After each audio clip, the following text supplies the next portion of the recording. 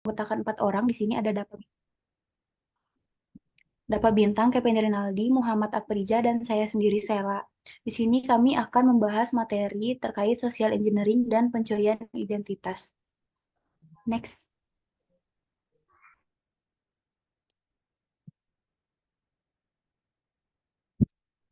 Untuk konten yang akan kami bahas yaitu pencurian identitas, social engineering, bagaimana cara mengetahui jika Anda adalah korban pencurian identitas, apa yang harus dilakukan jika identitas dicuri, pelaporan pencurian identitas, alat penyembunyi IP, checklist perlindungan dari pencurian identitas, dan kesimpulan.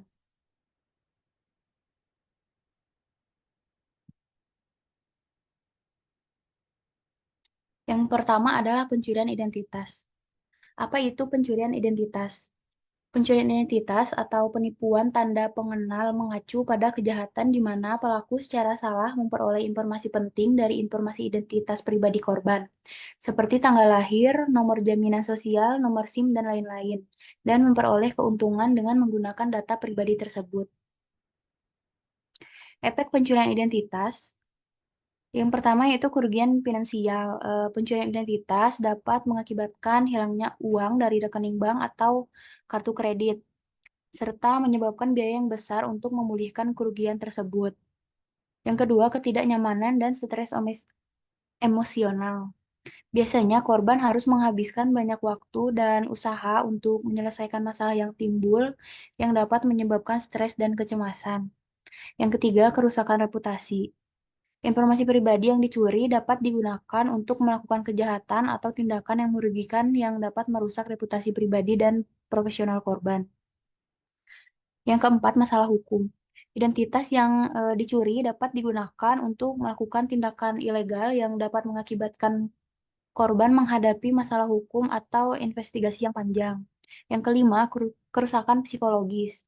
Pencurian identitas dapat menyebabkan trauma psikologis seperti rasa tidak aman, kehilangan kepercayaan, dan gangguan kecemasan. Yang keenam, dampak jangka panjang. Pemulihan dari pencurian identitas ini bisa memakan waktu bertahun-tahun dengan dampak jangka panjang seperti kesulitan mendapatkan kredit, hipotek, atau pekerjaan akibat catatan kredit yang rusak. Next. Berikut informasi pribadi yang biasanya dicuri oleh pelaku. Nomor identitas pribadi seperti nomor KTP, nomor paspor, nomor SIM, nomor NPWP. Informasi keuangan seperti nomor rekening bank, nomor kartu kredit atau debit, kode CVV kartu kredit atau debit, PIN kartu ATM. Untuk informasi kontak, biasanya yang dicuri adalah alamat rumah, nomor telepon, alamat email. Untuk informasi akun online seperti username dan password sosial media.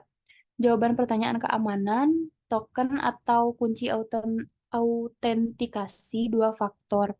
Untuk data pribadi, nama lengkap, tanggal lahir, tempat lahir, nama ibu kandung. Informasi pekerjaan, nama perusahaan, jabatan, nomor identifikasi karyawan, dan informasi penggajian. Next. Selanjutnya, informasi kesehatan seperti nomor BPJS, rekam medis, informasi asuransi kesehatan. Informasi pendidikan, nomor induk siswa, transkrip nilai, ijazah, dan sertifikat. Informasi sosial media, profil media sosial, riwayat pesan dan komunikasi, dan informasi lainnya seperti nomor asuransi, informasi keanggotaan klub atau organisasi. Next.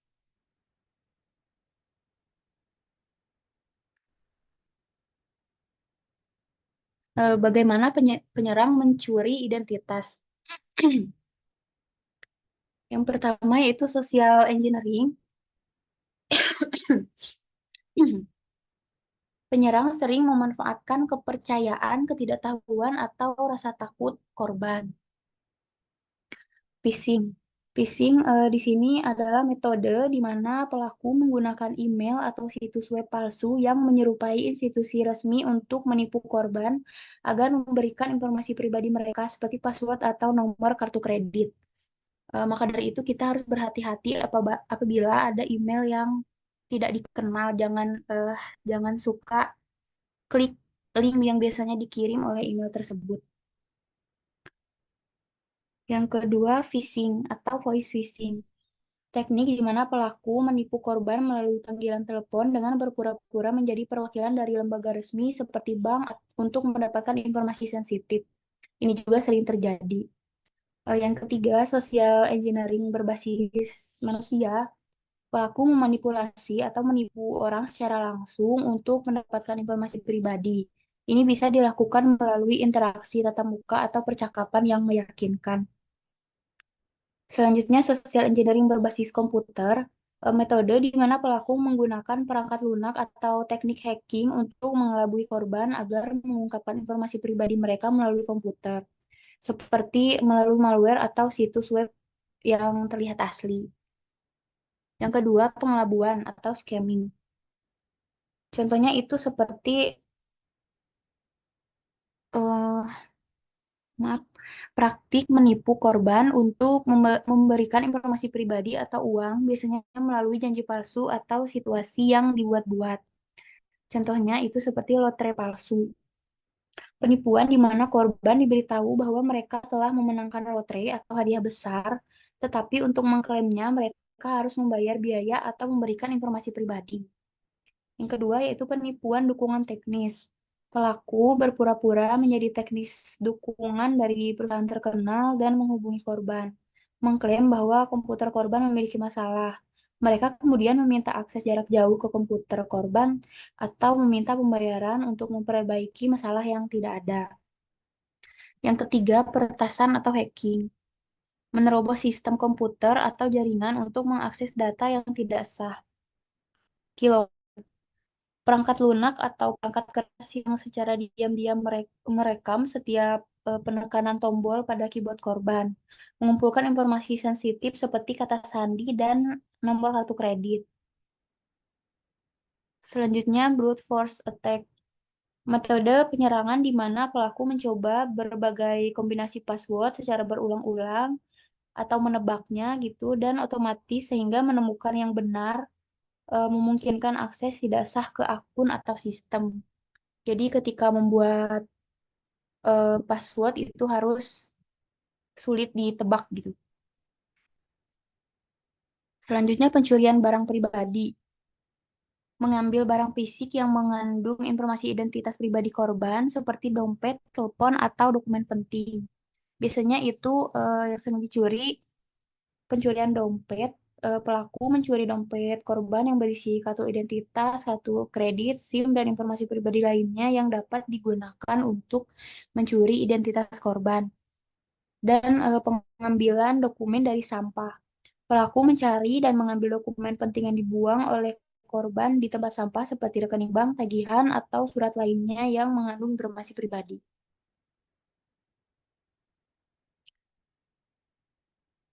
Untuk selanjutnya akan dilanjutkan oleh rekan saya.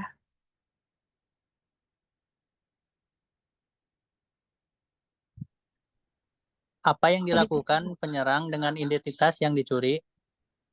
Yang pertama, penyerang menggunakan informasi kartu kredit yang dicuri untuk melakukan pembelian atau transaksi tanpa izin pemilik kartu, yaitu ada dua, pembelian online dan kartu kredit palsu.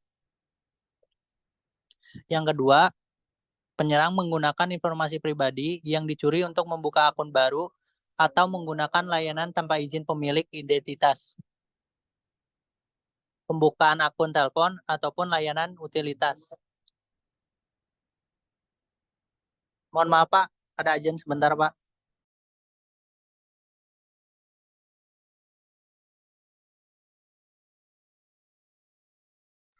Silakan ya.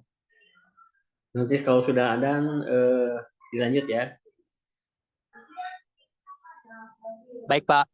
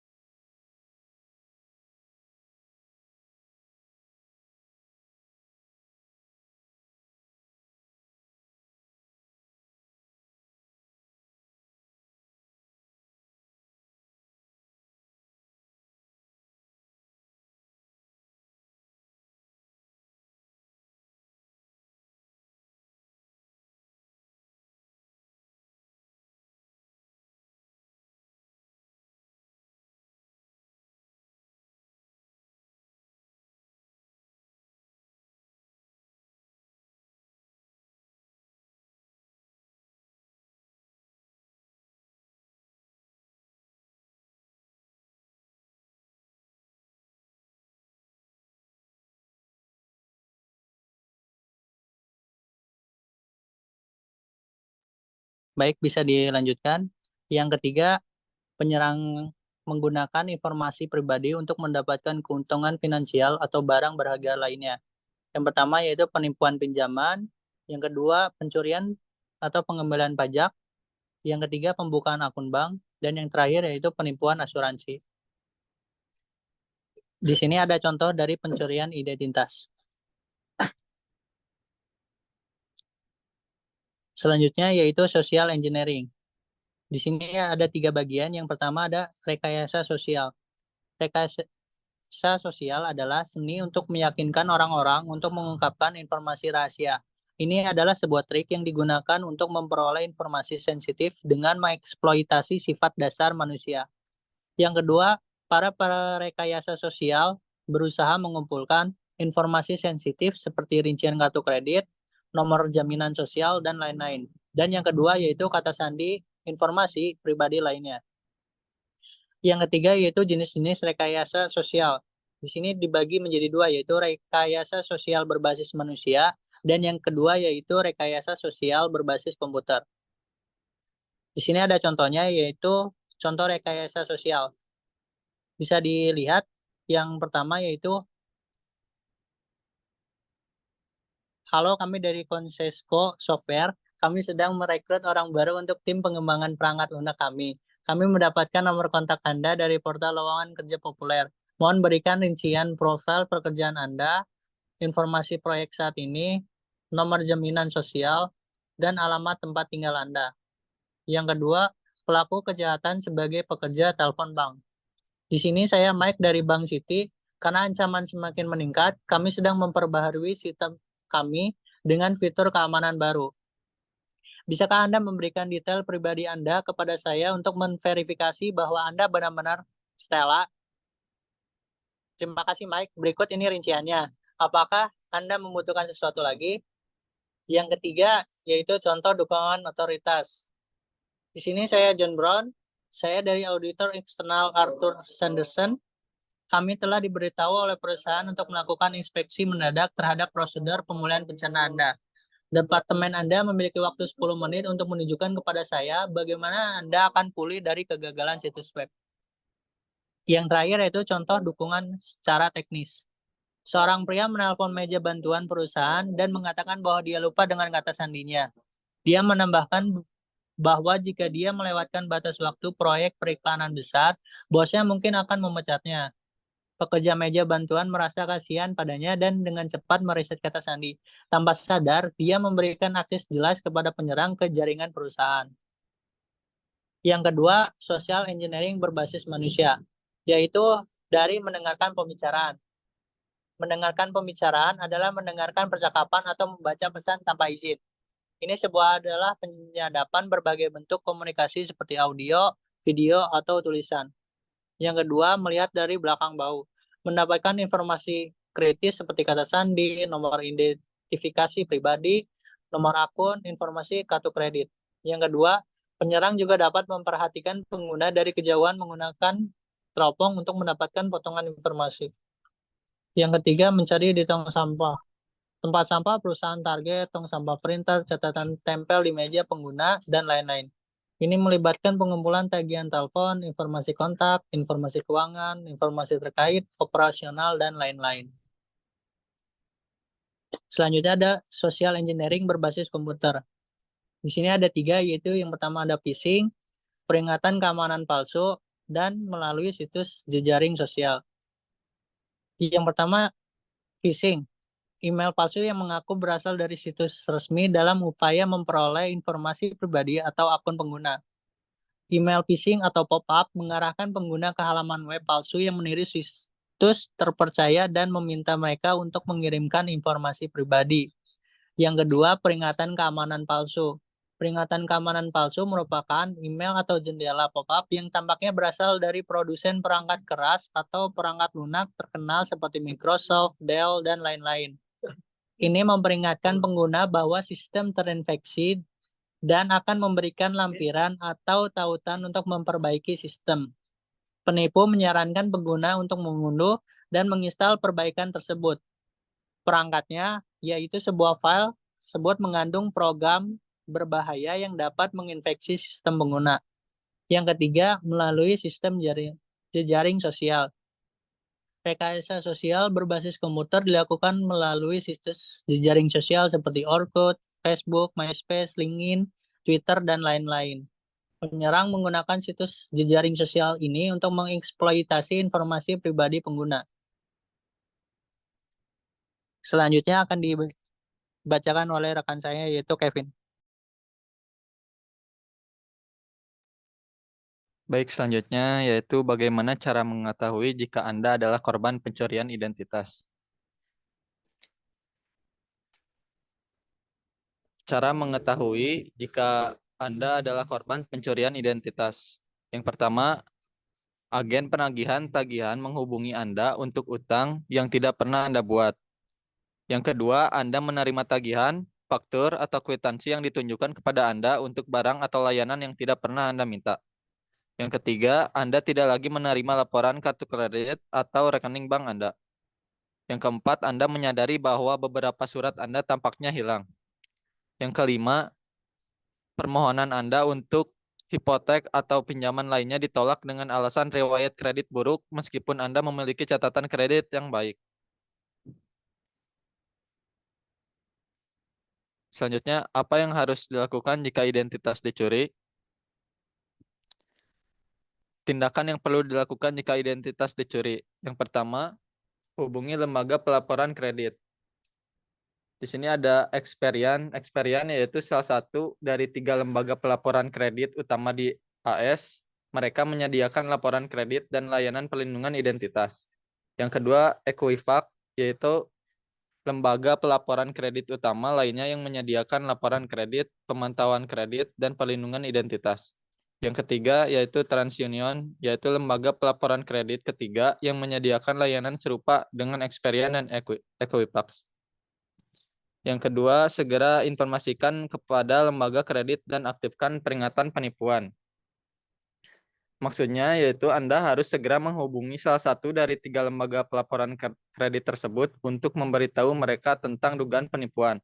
Minta mereka untuk mengaktifkan peringatan penipuan di laporan kredit Anda, sehingga kreditur akan lebih waspada sebelum membuka akun baru atas nama Anda. Yang ketiga, minta laporan kredit. Maksudnya yaitu minta salinan laporan kredit Anda dari masing-masing lembaga pelaporan kredit. Anda berhak mendapatkan laporan kredit gratis jika Anda mencurigai adanya penipuan. Yang keempat yaitu tinjau laporan kredit dan beritahu lembaga kredit tentang kecurigaan. Maksudnya yaitu tinjau laporan kredit Anda dengan cermat untuk melihat aktivitas yang mencurigakan atau akun yang tidak Anda kenali. Laporkan setiap aktivitas mencurigakan atau akun yang tidak dikenal ke lembaga pelaporan kredit. Yang kelima, bekukan laporan kredit dengan lembaga pelaporan kredit. Maksudnya yaitu Anda dapat meminta pembekuan kredit yang akan mencegah kreditur dari mengakses laporan kredit Anda untuk membuka akun baru. Ini dapat membantu mencegah penipu membuka akun tambahan atas nama Anda. Yang keenam, hubungi semua kreditor Anda dan beritahu mereka tentang aktivitas penipuan. Maksudnya, yaitu hubungi semua kreditor yang terdaftar di laporan kredit Anda dan beritahu mereka tentang dugaan penipuan. Mereka dapat mengambil langkah-langkah tambahan untuk melindungi akun Anda. Yang ketujuh, yaitu ganti semua kata sandi akun online Anda. Maksudnya, segera ganti semua kata sandi akun online Anda termasuk email, rekening bank, dan media sosial. Gunakan kata sandi yang kuat dan unik untuk setiap akun. Yang kedelapan yaitu tutup akun yang Anda tahu atau percayai setelah disalahgunakan atau dibuka secara curang. Maksudnya yaitu segera tutup akun yang Anda yakini telah disalahgunakan atau dibuka secara curang dan hubungi bank atau lembaga keuangan yang terkait untuk menginformasikan situasi dan meminta penutupan akun tersebut. Yang kesembilan yaitu laporkan kepada polisi setempat atau polisi di wilayah tempat pencurian identitas terjadi. Maksudnya yaitu buat laporan polisi di wilayah Anda atau di tempat di mana pencurian identitas terjadi. Laporan polisi akan menjadi bukti penting yang dapat digunakan untuk mengatasi masalah dengan kreditor dan lembaga pelaporan kredit. Yang ke-10, laporkan keluhan kepada lembaga pelaporan pencurian identitas dan kejahatan cyber seperti FTC. Maksudnya yaitu laporkan insiden pencurian identitas kepada Federal Trade Commission atau FTC di AS atau lembaga setara di negara Anda. FTC menyediakan alat bantu untuk membantu korban pencurian identitas melalui situs identity.gov. Yang ke-11, dapatkan saran dari polisi dan lembaga pelaporan tentang bagaimana melindungi diri dari kemungkinan kompromi identitas lebih lanjut. Maksudnya, konsultasikan dengan polisi dan lembaga pelaporan untuk mendapatkan saran tentang langkah-langkah tambahan yang bisa Anda ambil untuk melindungi identitas Anda dari penyalahgunaan lebih lanjut. 12. Mintalah perusahaan kartu kredit tentang nomor akun baru. Maksudnya, hubungi perusahaan kartu kredit Anda dan minta nomor akun baru untuk menggantikan yang lama. Ini akan membantu mencegah penyalahgunaan lebih lanjut jika informasi kartu Anda telah dicuri. Ke-13, beritahu penagih utang bahwa Anda adalah korban penipuan dan tidak bertanggung jawab atas tagihan yang belum dibayar. Maksudnya, jika Anda menerima tagihan untuk utang yang tidak Anda kenali, hubungi penagih utang dan beritahu mereka bahwa Anda adalah korban penipuan. Sampaikan juga laporan polisi dan dokumentasi pendukung lainnya. Yang terakhir, mintalah bank untuk melaporkan kecurangan kepada lembaga pelaporan konsumen seperti Check System dan menyusun laporan tentang rekening checking. Maksudnya, minta bank Anda untuk melaporkan kecurangan tersebut kepada Check System atau lembaga pelaporan konsumen lainnya yang menyusun laporan tentang rekening checking. Ini dapat membantu mencegah pembukaan rekening baru dengan menggunakan informasi Anda yang dicuri. Selanjutnya yaitu pelaporan pencurian identitas. Pelaporan pencurian identitas Komisi Perdagangan Federal atau Federal Trade Commission atau FTC. Komisi Perdagangan Federal atau Lembaga Perlindungan Konsumen Negara ini mengumpulkan keluhan tentang perusahaan praktis bisnis dan pencurian identitas. FTC juga memiliki berbagai peran dan tanggung jawab, yaitu 1. Perlindungan konsumen, 2. Penegakan hukum anti monopoli, 3. Pendidikan konsumen dan bisnis, 4. Pelaporan dan penanganan pencurian identitas, dan yang terakhir regulasi privasi dan keamanan data. Selanjutnya akan dibacakan oleh teman saya, Aprija.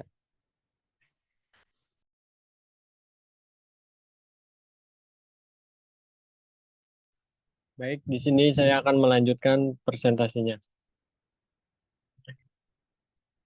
Di sini adalah pelaporan pencurian identitas. E-Consumer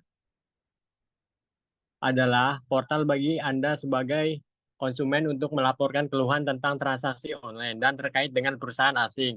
Situs ini dikelola oleh jaringan penegak hukum internasional dan bertujuan untuk membantu konsumen mendapatkan penyelesaian atas masalah mereka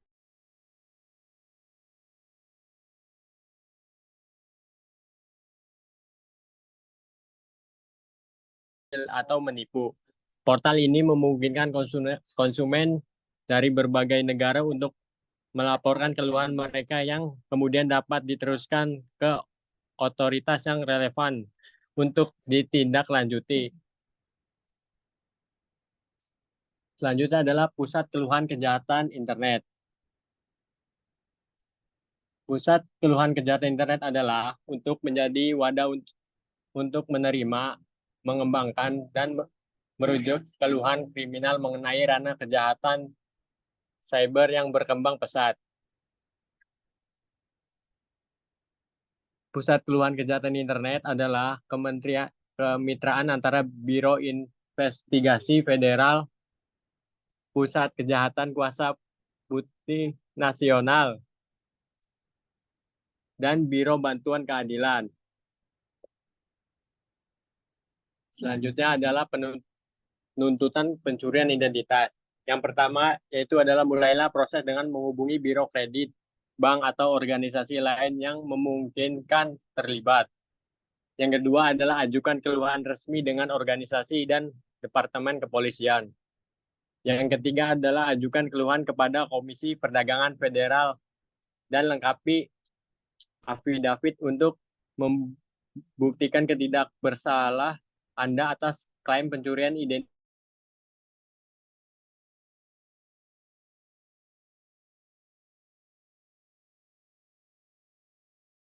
Mengajukan keluhan pencurian identitas.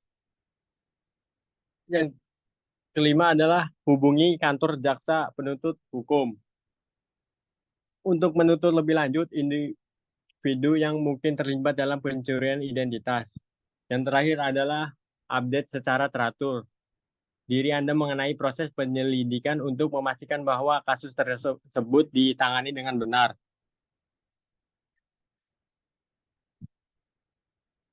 Yang selanjutnya adalah penggunaan alat penyembuhan IP. Dengan Quick Hide IP, penyembunyian identitas internet Anda sehingga dapat menjelajahi web sambil menyembunyikan IP dan lokasi asli Anda. Ini mengalihkan lalu lintas internet melalui proxy anonim.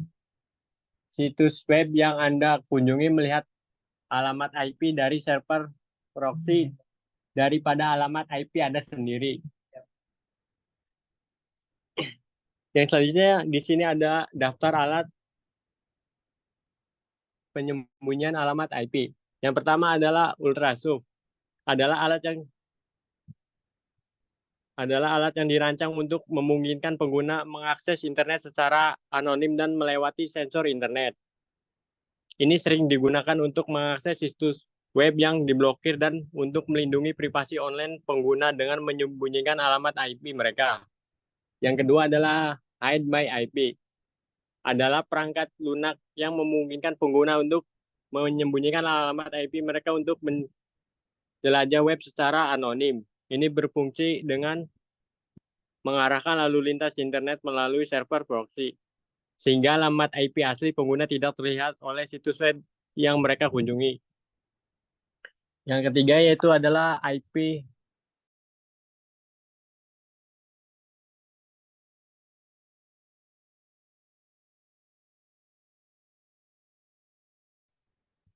ini bekerja dengan mengalihkan lalu lintas internet melalui server proxy atau VPN, sehingga menyembunyikan alamat asli pengguna dari situs web dan layanan online.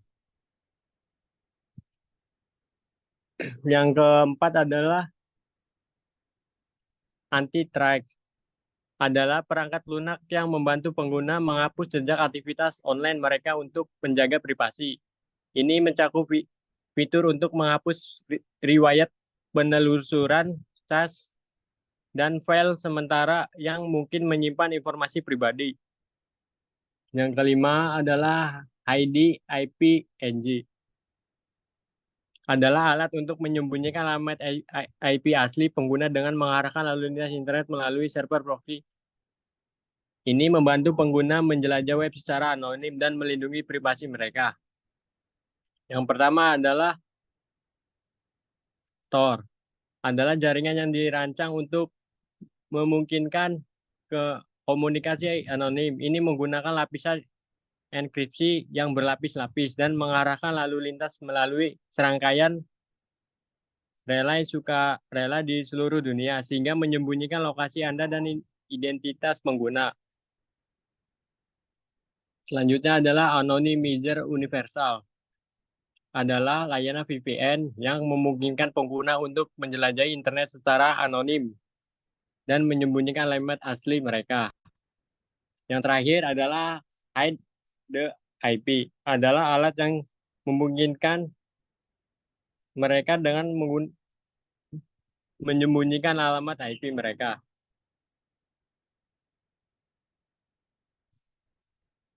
Yang selanjutnya adalah checklist perlindungan dari pencurian identitas. Perlindungan data pribadi yaitu ada 3 cara, yaitu yang pertama adalah gunakan password yang kuat. Yang kedua adalah aktifkan autentifikasi 2 faktor. Yang terakhir yaitu jangan berbagi informasi pribadi secara sembarangan. Yang selanjutnya adalah keamanan perangkat. Di sini juga ada 3 cara, yaitu yang pertama membarui perangkat lunak secara rutin. Yang kedua install program anti malware. Dan yang terakhir kunci perangkat dengan kata sandi atau biometrik. Yang selanjutnya itu adalah keamanan online. Di sini juga ada 3. Yang pertama yaitu waspada terhadap phishing. Dan yang kedua, gunakan jaringan Wi-Fi yang aman. Dan ketiga, verifikasi keaslian situs web. Yang selanjutnya adalah pengolahan dokumen. Pengolahan dokumen di sini ada dua, yaitu pertama yaitu hancurkan dokumen sensitif sebelum dibuang. Dan terakhir adalah simpan dokumen penting di tempat yang aman. Yang selanjutnya adalah monitoring dan tindakan cepat. Yang dilakukan adalah yang pertama, periksa laporan kredit secara berkala. Dan yang kedua adalah awasi transaksi akun bank dan kartu kredit. Dan yang terakhir, laporkan aktivitas mencurigakan. Yang selanjutnya adalah edukasi diri. Di sini edukasi diri itu ada dua. Yang pertama, tetap terinformasi tentang teknik pencurian identitas. Dan kedua, edukasi keluarga tentang pentingnya menjaga informasi pribadi. Kesimpulannya di sini yaitu yang pertama, pencurian identitas adalah proses menggunakan informasi pribadi orang lain untuk keuntungan pribadi pelaku kejahatan. Dan yang kedua, pelaku kejahatan mencari kertas tagihan atau dokumen lainnya yang berisi informasi pribadi di tempat sampah. Dan yang ketiga adalah pelaku kejahatan menelepon korban dengan menyamar sebagai pejabat atau pemerintah atau orang bisnis resmi lainnya dan meminta informasi pribadi. Dan yang keempat adalah pastikan sistem operasi komputer dan aplikasi lainnya selalu diperbarui. Dan yang kelima, jangan membalas email yang tidak diminta, yang meminta informasi pribadi. Dan yang keenam adalah gunakan kata sandi yang kuat untuk semua akun keuangan. Dan yang terakhir adalah tinjauan laporan bank atau kartu kredit atau laporan kredit secara teratur. Cukup sekian yang dapat kelompok kami presentasikan. Kurang dan lebihnya mohon maaf. Bila ada pertanyaan, boleh ditanyakan. Terima kasih.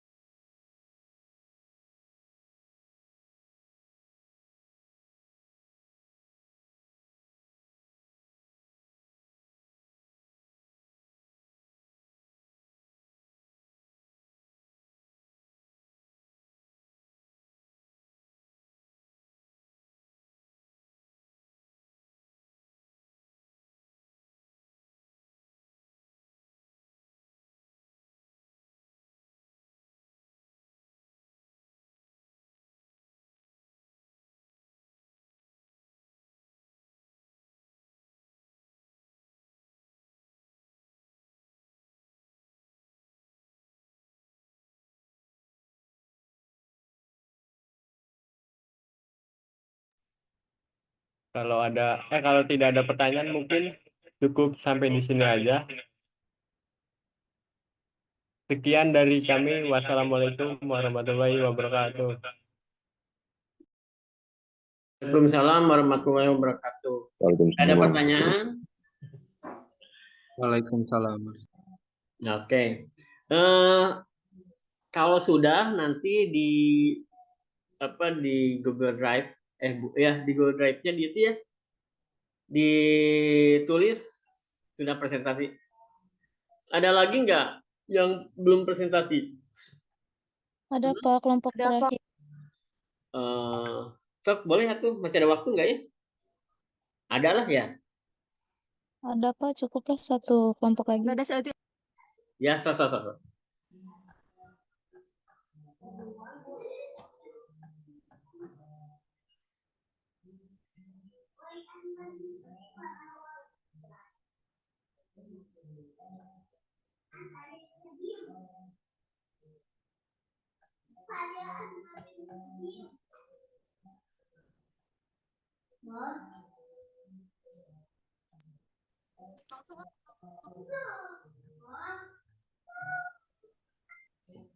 Baik, langsung saja.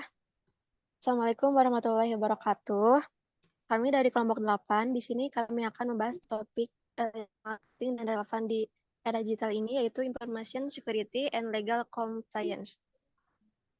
Sebelum masuk ke materinya, di sini izinkan saya memperkenalkan diri terlebih dahulu ya. Perkenalkan, nama saya Rini Nuraini, dan di sini ada rekan-rekan saya. Di sini ada Saleh Prestika, Irena Audrey, dan Aulia Wirayuda. Baik, langsung saja ya ke materinya. Dan di sini saya akan membahas sedikit mengenai apa itu Information Security dan Legal Compliance. Pada era internet saat ini, informasi sangat mudah diperoleh dan disebarluaskan. Oleh karena itu, informasi menjadi aset yang sangat berharga baik bagi perorangan, pemerintah. Informasi memiliki nilai harus dilindungi, sehingga menjadi penting bagi individu untuk melakukan perlindungan terhadap informasi. Keamanan informasi di sini adalah bagaimana usaha kita untuk dapat mencegah penipuan atau bisa mendeteksi adanya penipuan pada sistem yang berbasis informasi, di mana informasinya sendiri tidak memiliki selanjutnya di sini ada legal compliance. Legal compliance di sini mengacu pada kewajiban suatu perusahaan untuk mematuhi semua peraturan, undang-undang, dan regulasi yang berlaku dalam operasinya. Hal ini mencakup segala aspek bisnis, mulai dari lingkungan kerja, produksi, keuangan, hingga pemasaran produk. Pentingnya legal compliance dalam bisnis ini terletak pada upaya terhadap reputasi perusahaan dan mencegah terjadinya pelanggaran hukum. Dengan mematuhi semua peraturan dan regulasi yang berlaku, semua perusahaan dapat meminimalkan risiko terjadinya sanksi hukum, denda, dan tuntutan hukum yang dapat merugikan perusahaannya. Nah, di sini terdapat 3 jenis undang-undang privasi, yaitu ada HIPAA, VERFA, dan PCI DSS. Selanjutnya di sini untuk materi HIPAA akan dijelaskan oleh Teh Irena. Kepada Teh Irena dipersilakan.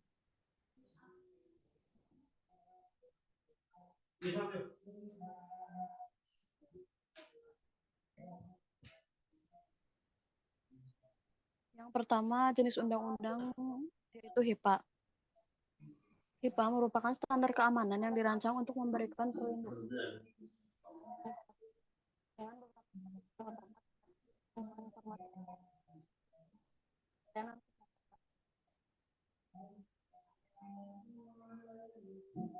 HIPAA cukup ketat dalam menegakkan privasi dan melindungi informasi kesehatan dan pasien. Meskipun tidak ekstrim seperti PCI-DSS yang mewajibkan enkripsi item data tertentu dan melarang penyimpanan item data tertentu, HIPAA seringkali sangat spesifik tentang apa yang harus dilindungi. Ada beberapa tujuan dari HIPAA, yaitu pertama, melindungi privasi informasi kesehatan pribadi, yang kedua, meningkatkan keamanan informasi kesehatan, yang ketiga, memperbaiki efisiensi sistem kesehatan, dan yang keempat, memfasilitasi akses terus-menerus ke asuransi kesehatan.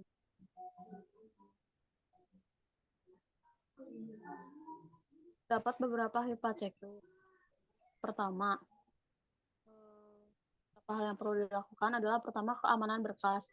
Lemari arsip atau laci yang menyimpan catatan pasien harus dikunci dengan aman atau jika memungkinkan di dalam ruangan itu. Batasi akses ke terminal komputer hanya untuk personil yang berwenang dan atur kode sandi untuk file elektronik.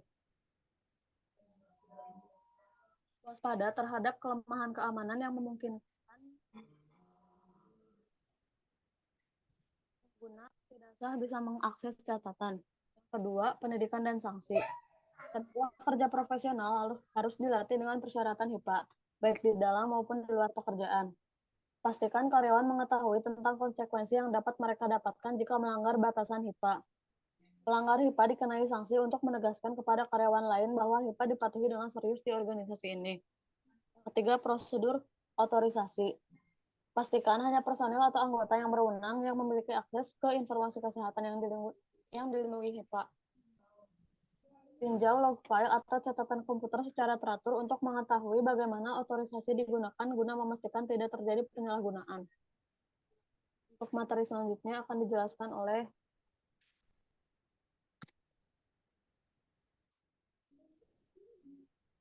Baik, untuk selanjutnya akan saya bacakan VERFA. VERFA merupakan undangan federal di Amerika Serikat yang disahkan pada tahun 1974 yang dirancang untuk melindungi privasi informasi pendidikan siswa dan juga memberikan hak-hak tertentu kepada siswa dan orang tua mereka terkait dengan akses dan pengendalian atas catatan pendidikan. Hal ini bertujuan untuk mencegah orang untuk membagikan PII siswa tanpa persetujuan yang sesuai. Jika siswa masih di bawah umur, maka orang tua bertanggung jawab atas persetujuan tersebut. Dan juga sebaiknya, jika siswa yang dimaksud adalah dewasa, maka siswa tersebut yang memegang kendali atas persetujuan. Lanjut.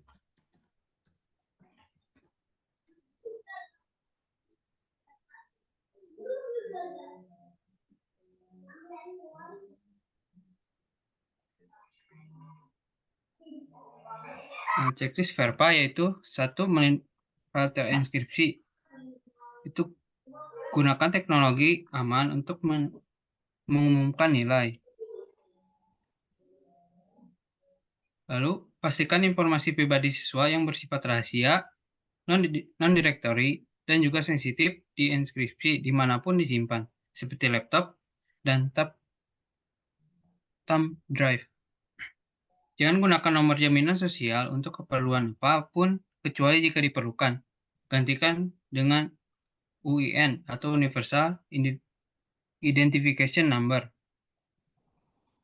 Yang selanjutnya yaitu jangan tinggalkan tes atau kertas ujian yang sudah dinilai dalam tumpukan untuk diambil siswa dengan cara memilah-milah tes atau kertas ujian sesuai siswa.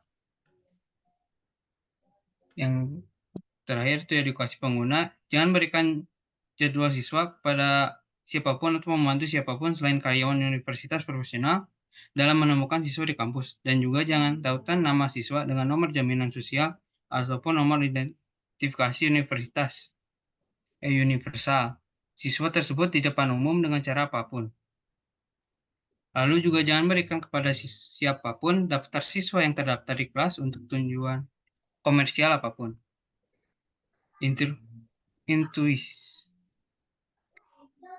Institusi harus memiliki izin tertulis dari siswa untuk mengeluarkan informasi apapun dari catatan pendidikan siswa. Dan yang terakhir yaitu siswa harus diberitahu tentang hak-hak mereka yang dibawakan VERPA oleh institusi melalui publikasi tahunan. Sekian dari saya. Dilanjut.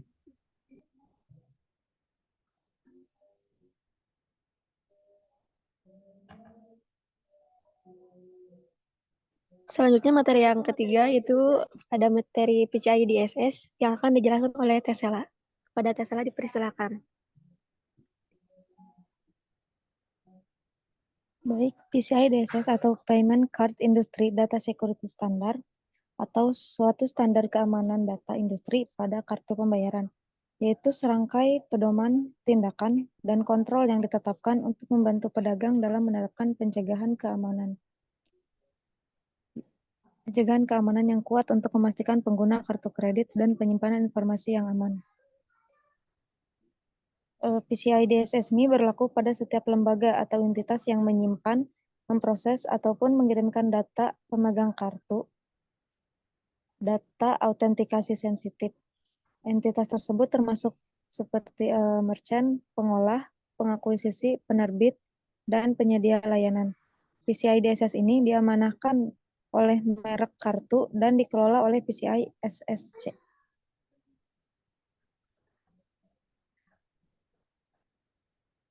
Adapun beberapa manfaat dari PCI DSS, yang pertama mencegah kebocoran data, yang kedua memenuhi standar global, dan yang ketiga meningkatkan kepercayaan pelanggan.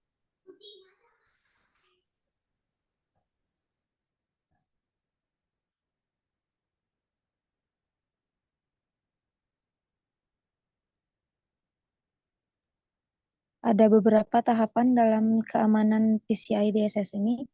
Yang pertama itu menilai atau akses. Pada tahap ini dilakukan identifikasi semua lokasi data akun pembayaran, termasuk analisis kerentanan data akun pembayaran, menerapkan atau memperbarui kontrol yang diperlukan, dan menjalankan penilaian PCI DSS. Setelah penilaian itu ada memperbaiki.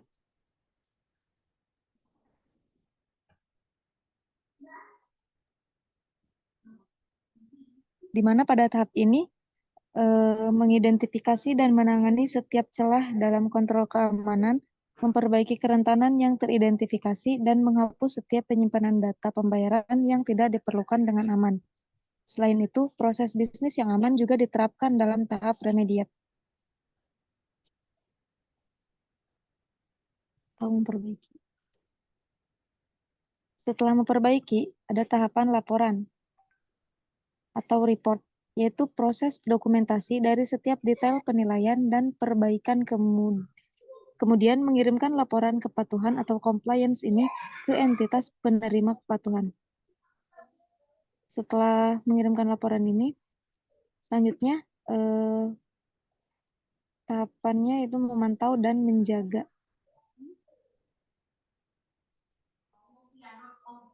Pada tahap ini, kita berfokus untuk mengonfirmasi bahwa kontrol keamanan diberlakukan untuk mengamankan akun dan proses pembayaran berjalan dengan efektif sepanjang tahun. Kemudian ada beberapa daftar checklist dari PCI DSS ini. Yang pertama, install dan pertahankan konfigurasi firewall untuk melindungi data pemegang kartu. Kemudian, lindungi data pemegang kartu yang tersimpan. Gunakan dan perbarui perangkat lunak antivirus secara teratur. Lacak dan pantau semua akses ke sumber daya jaringan dan data pemegang kartu. Batasi akses fisik ke data pemegang kartu, enkripsi transmisi data pemegang kartu melalui jaringan publik terbuka. Tetapkan dan jalankan kebijakan yang menangani keamanan informasi. Dan yang terakhir, tetapkan ID unik untuk setiap orang yang memiliki akses ke komputer.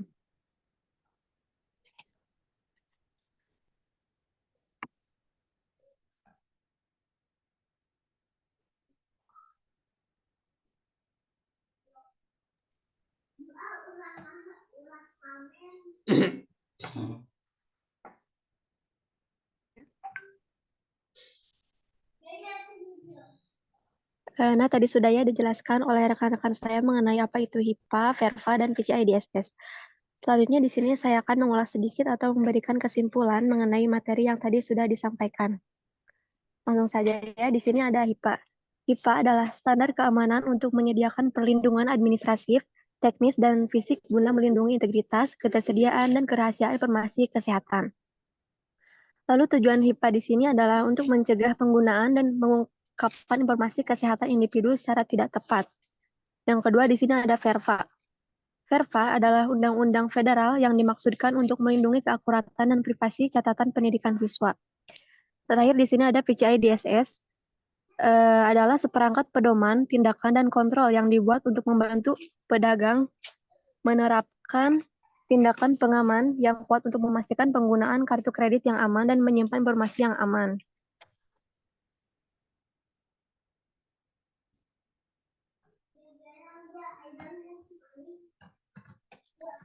Mungkin sekian presentasi yang bisa kami sampaikan. Semoga informasi yang kami sampaikan dapat memberikan wawasan baru mengenai pentingnya keamanan informasi. Jika ada yang mau bertanya, dipersilakan. Sekian, wassalamualaikum warahmatullahi wabarakatuh. Waalaikumsalam warahmatullahi wabarakatuh. Mana ada yang bertanya?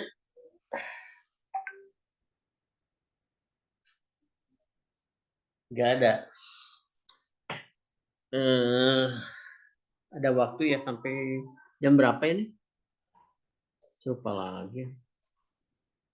Sampai jam waktunya jam 18.50 ya. 50.34. Ya udah. Saya ulas sedikit ya. Jadi kelompok tadi sebelumnya menerangkan tentang social engineering gitu ya. Jadi social engineering itu memang memanfaatkan kelemahan manusia gitu. Contoh misalnya ya, saya pernah tertipu juga. Waktu itu belum belajar tentang masalah keamanan. Jadi tiba-tiba bos saya meminta seluruh username dan password yang ada di kantor. Nah, kemudian saya kasih aja, karena kan itu bos saya gitu, nama emailnya benar. Setelah dikasih, kemudian besoknya rame gitu ya. Anak buah saya bilang, Pak, kenapa password saya semuanya pada nggak bisa? Katanya, apakah Bapak yang mengganti? Saya bilang, enggak lah, nggak mengganti. Justru dijelaskan gitu bahwa bos saya meminta ya, semua username dan passwordnya. Gitu. Nah kemudian setelah tanya ke bos saya bilang, waduh celaka katanya. Loh, kenapa? Ternyata emailnya dihack, kena hack. Nah kenapa bisa email terkena hack gitu ya? Waktu itu memang apa ya namanya?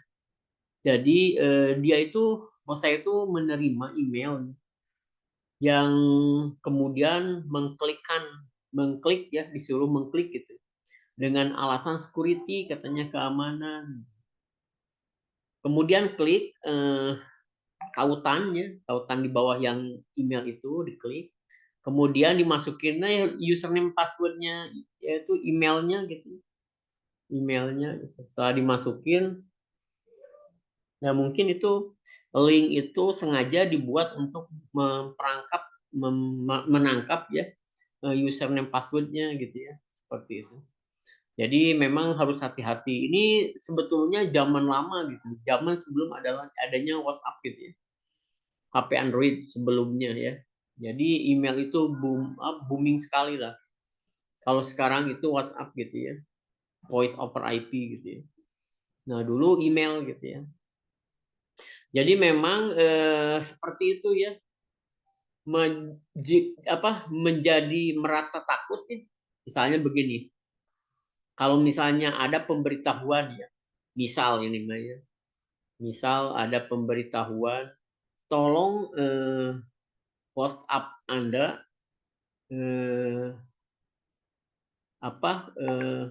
amankan dengan mengklik ini gitu ya. Nah, setelah mengklik itu ya, mengklik link baru ya, link yang sudah disiapkan untuk menangkap username dan passwordnya gitu.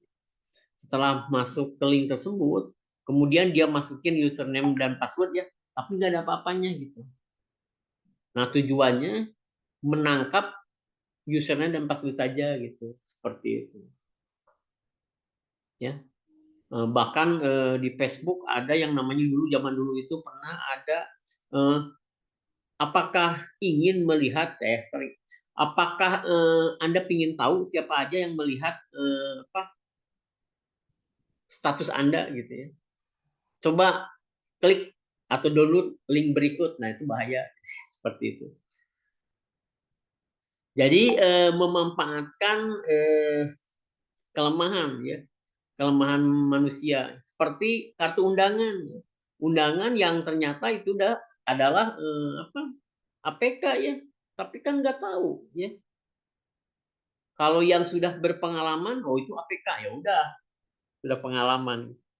Untuk ibu-ibu coba yang sudah tua Wah, dia ada undangan, siapa ya dibuka saja. Ngapain sih nggak dibuka, dibuka saja. Setelah dibuka, nah udahlah terjadi apa? Pencurian ya data seperti itu. Nah, kemudian yang kelompok yang berikutnya membahas tentang masalah ya hukum gitu ya. Jadi sebetulnya identitas atau apa namanya data pribadi itu sebetulnya tidak boleh disebar-sebarkan gitu ya. Tapi di Indonesia gimana? Ya, coba di Indonesia. Secara tidak sengaja, kalau ada yang meminta fotokopi KTP, itu sama aja dengan menyebarkan. Gitu ya. Misalnya nih, saya mau apply tentang apa? Tentang misalnya dapat bonus atau apa? Dapat apa ya? Bukan bonus apa ya? Undian gitu ya. Coba kalau mau dapat undian, Pak, mana kartu KTP-nya? Nah, tujuannya baik untuk membenarkan jika dia pemenangnya, bisa dilacak alamatnya, ya, dan lain sebagainya. Tapi itu kan difotokopi, dikopi dulu. Gitu. Zaman dulu dikopi. Kalau sekarang mungkin di-scan, tolong scan KTP-nya kirim ke saya. Nah, misalkan. Nanti saya undi. Siapa tahu Bapak beruntung, misalkan seperti itu. Tujuannya bagus gitu, tapi itu data pribadi loh.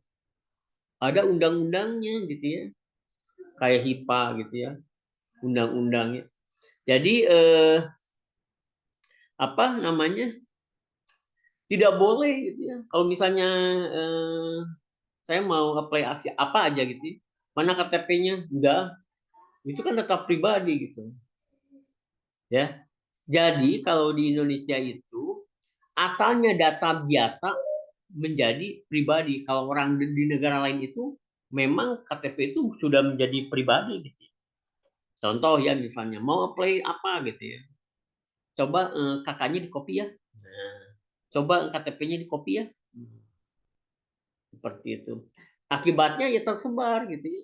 Jadi jangan heran kalau misalnya apa di internet ya kita lihat misalnya KTP ya. KTP lain kali gambar. Nah, ya. Gimana mau private gitu, mau pribadi gitu, data pribadi. Coba ya saya akan demokan ya. Segimananya sih KTP kita penting gitu ya. Ini saya nih. Lihat nih. Ini KTP kan ya? Nih, misalnya kartu keluarga, ini kelihatan nggak? Kelihatan kok. Saya kartu keluarga. Nah itu ada tuh. Aduh, gimana ini? Siapa ini yang bisa? Oh bahaya ini. Nih kartu keluarga tuh namanya ada. Saya mau apply ini ya. Mau apply apa? Nomor telepon. Ya, salah ini. Nomor telepon harus ada kartu keluarga dan KTP-nya. Kartu keluarganya ini saya KTP aja lah. KTP. Nah, ini ada. Nah, ini dari mana coba? Nah, biasanya kalau ditembongin ini apa ya? Diliatin ini teh kalau kita mau play apa IndiHome gitu ya, atau apa gitu ya. Coba lihat KTP-nya. Ini bahaya. Kenapa bisa bocor coba? Kenapa bisa bocor? Ada yang ini enggak? Karena itu dijual belikan. Nih. Jadi jangan heran kalau misalnya ini kok saya masuk ke pinjol gitu. Ya ini nih ada nih. Ini lihat. Seumur hidup enggak ya? Kalau seumur hidup bahaya nih. Coba. Nah, seumur hidup tuh. Ya. Nah, jadi kalau mau lihat KTP, nah ini gimana? Ya. Jadi kalian bisa mengaca lah. Mengaca ya. Coba ini. Coba kalau misalnya coba ya. Ini kelihatan nggak? Yang saya besarin kelihatan nggak? Lihat. Kelihatan, Pak. Kelihatan. Ini ada nomornya ya. Dah gimana ya. Makanya saya sering bingung gitu. Di mana sih letak kerahasiaan suatu KTP? Nah ini kan udah begini gitu ya. Jadi kayaknya nggak cocok. Ya. Di negara lain itu nggak boleh gini. Ada yang meminta KTP dilarang. Apalagi mengkopinya gitu. Ya. Nanti ada yang namanya pemulung data. Tahu pemulung data? Kalau pemulung sampah kan pasti tahu ya.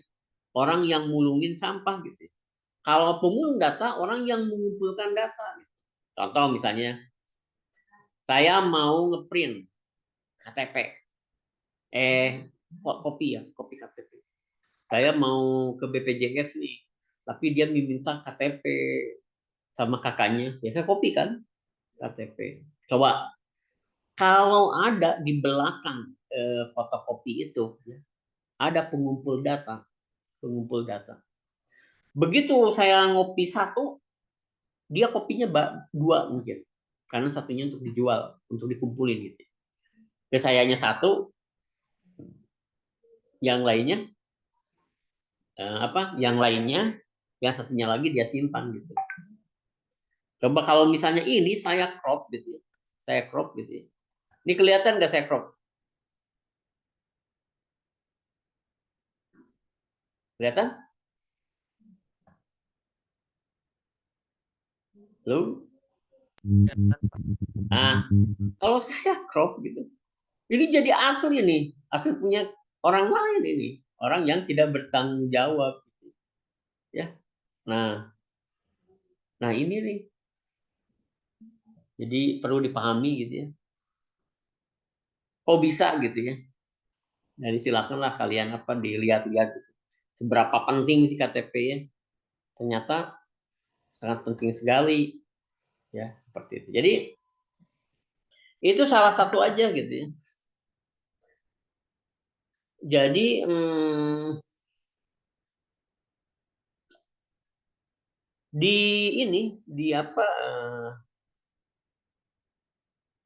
di tata hukum atau bukan tata hukum ya, di apa namanya,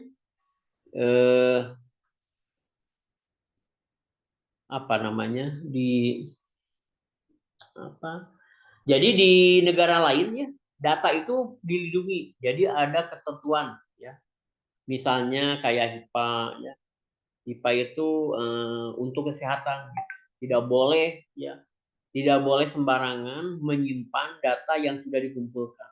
Itu kena tuntutan, nanti dituntut. Nah, jadi masalahnya kalau misalnya katakanlah online, shopping online gitu ya. Misalnya kayak kita mau belanja gitu. Mau belanja online, apa yang perlu disiapkan coba?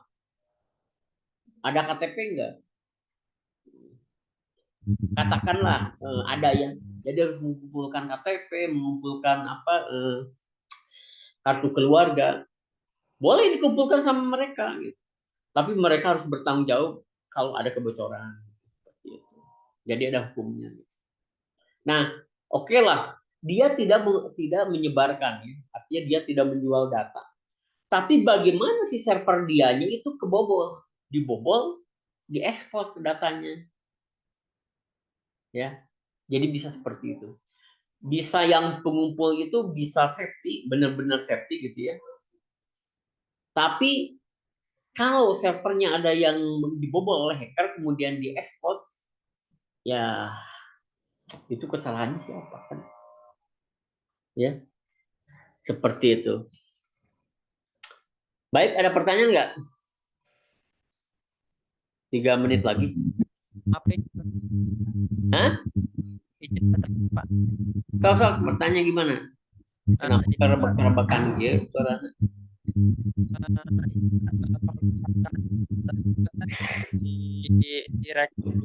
suaranya? Suaranya. Mana yang bertanya tadi? Siapa? Suaranya apa di tempat saya gitu? Yang nyalain. Yang lain bisa dengar gak? Nggak jelas Pak sama suaranya. Oh, nggak jelas. Bapak. Sob gimana? Atau lewat chat aja? Lewat chat coba.